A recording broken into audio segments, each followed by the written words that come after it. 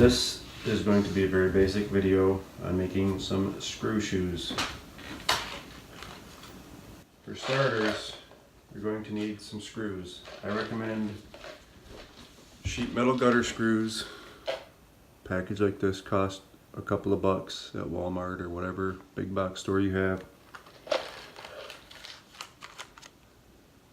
3/8 of an inch, number 8, hex head. Make sure you get hex head. Big box cost me $12 because I use it on my gutters. You'll notice that these are 1/2 inch, a little bit longer, but it doesn't make a big difference. What you do not want are a screw like this with a self-drilling head. They'll probably work just fine, but I don't think you get as good of engagement in them. Whereas these little baby screws don't have a self-drilling head.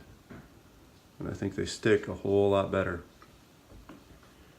One of the big concerns everybody has is going through the bottom of your shoe. So I have here a very old pair, very sore old pair of GT 2000s, which are my running shoe of choice. I squeeze these calipers in as tight as I can go. Try to get you to see this. You are 0.88, which is a little bit bigger than 7/8 of an inch. So at the tread part you should have no problem, and the heel is even thicker, so you shouldn't have to worry about putting screws in through your soles or your feet. Every shoe is going to be a little different, but what I like to do is go out here where it's a little meatier and hit these spots. Even though this one's pretty well worn away, you can still throw a screw in there. And then, can't see my X's, but get a couple on the back side here, just for your heel. That's plenty enough. The first time I did screw shoes, I probably put 20 screws in each shoe, and it sounded hideous running down the road when I hit blacktop. But that should be plenty.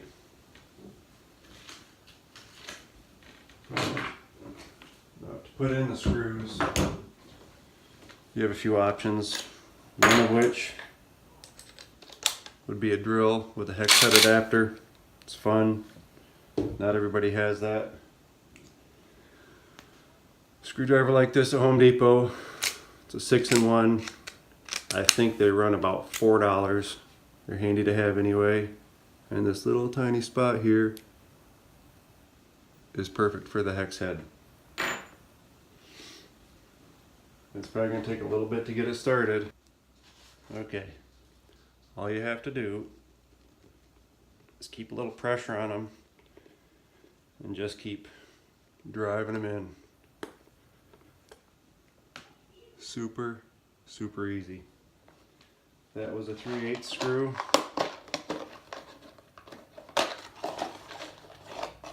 This screw here on the floor. This screw also on the floor. Screw number 3. This is a 1/2 inch screw. Another option would be a dedicated 1/4 inch nut driver. All you gotta do is get your screw started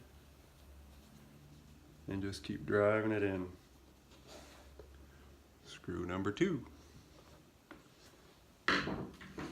Screw number 3, if you don't count the ones I dropped on the floor.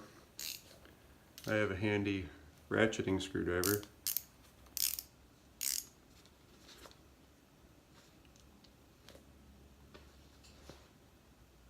And get it started.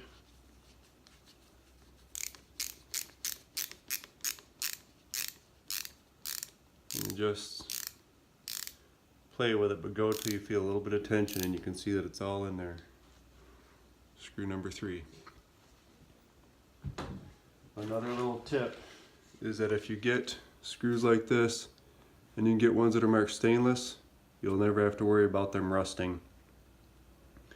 They might be painted white, bronze, brown, whatever color they have, but if they say stainless, they'll be stainless on the inside. The downside to that is they are non-magnetic. So if you have a magnetic driver like this to make your life easier, the screws just don't stick.